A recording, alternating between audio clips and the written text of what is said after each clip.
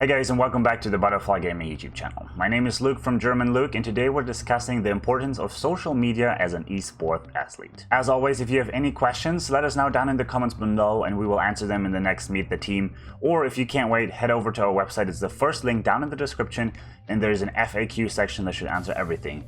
If that's not the case, just shoot us a text. We'll get back to you as soon as possible.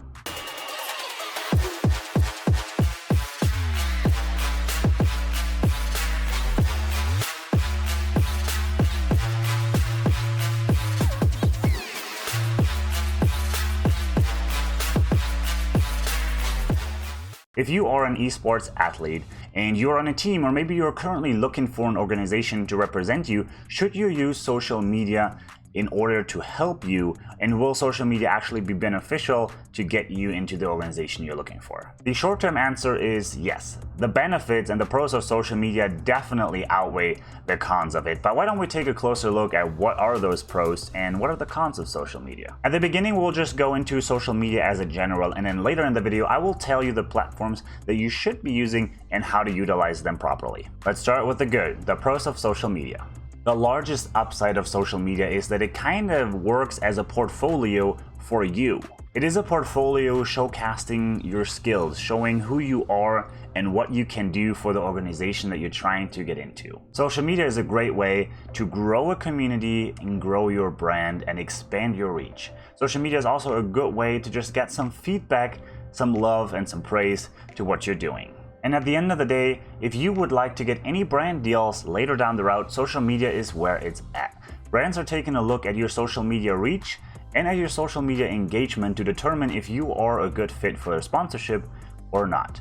Do keep in mind, those sponsorships always depend on the organization that you're working with and their regulations, if they already have sponsors lined up or if they allow you to outside sponsors as well. But of course, social media is not all good. There are some downsides to social media, and you should definitely take those into consideration. The biggest part and the biggest downside of social media is that it's very time consuming and that there is some skill and some knowledge involved that you need to obtain before you can get started properly. What I mean by skills and knowledge is that if you, for example, want to make YouTube videos, you need some editing software, maybe you need some hardware to even edit those videos. You need some skills, some knowledge, how editing works, which settings are the best, how to color correct, how to audio correct, and all this jazz. If you would like to use, for example, Instagram, you can slap some filters on there, but it would be really nice if you can just custom color correct your pictures and make them look more unique and even better than a generic filter. No matter how great it sounds to have a social media following and have people that actually like your content,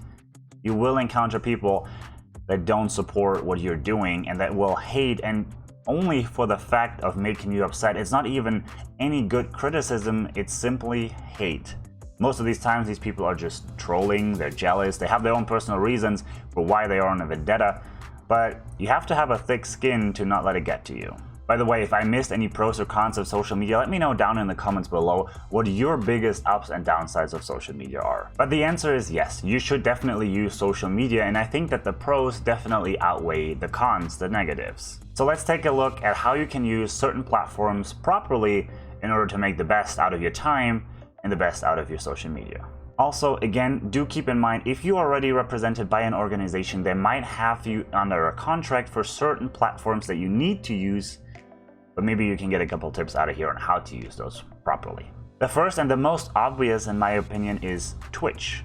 As a gamer and as an esports athlete, you have something that a lot of other Twitch streamers don't have, and that is skill.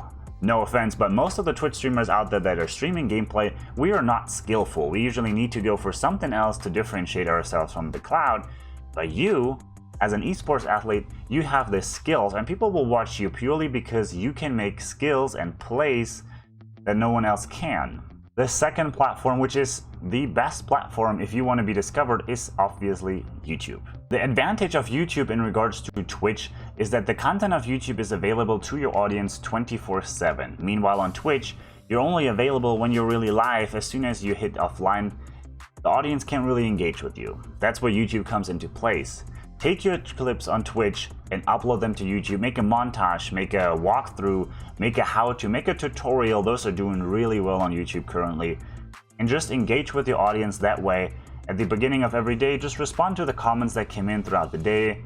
and you're good to go. It doesn't require a lot of upkeep, and since you already have the gameplay from Twitch and you have the VODs and the Twitch clips, it's not too much editing involved to just take that and put that onto YouTube. And the last platform that I want to get into is Instagram. And Twitter goes somewhat hand in hand with that.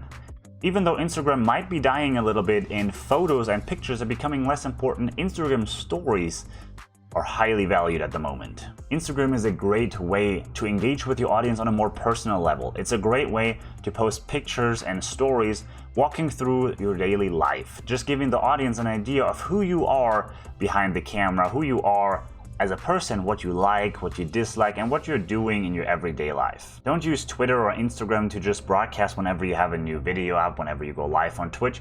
Make it engaging and make it more personal than your stream and than your YouTube is already. Social media requires a lot of time and dedication at the beginning, and it might be a little bit daunting and overwhelming to edit, to use the right hashtags, to upload consistently, but just do keep in mind, if you join an organization, you need a portfolio to begin with to show the organization what you are all about and what you can bring to the table, and then they will match it with the offer. But once you are in the organization, they have full-time content creators at your disposal that you can utilize and ask questions on how to edit certain things or how a software or so works. So do keep that in mind. Once you are in the organization, it will get a lot easier. And that is it for the video. If you don't have an organization already and you would like to join Butterflie Gaming, head down to the website. Like I said, first link down in the description. Fill out an application. Let us know what you are all about, and we will get back to you as soon as possible.